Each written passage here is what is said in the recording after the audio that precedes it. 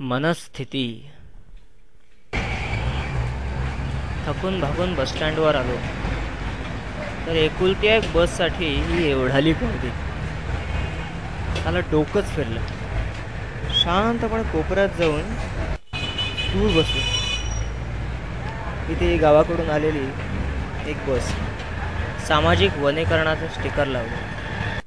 डोकं फिरलं. आणि हे चायनीजचे गाडीवाले चिकन मटन मांस मच्छी धूळ धूर काय नको नको ते विकतात. त्याला दरवेळेस फोडणी दिली की खकाणा माझ्या नाकात.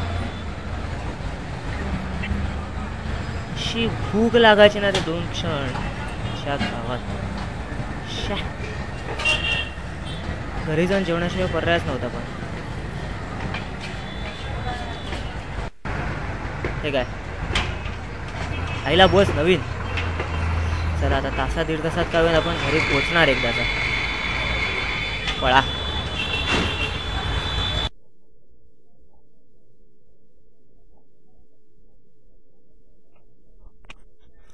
मीच तो.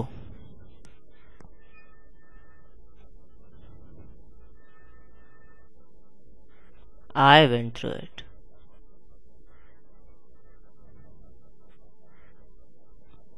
चला बास झाला. जा घरी जा आता.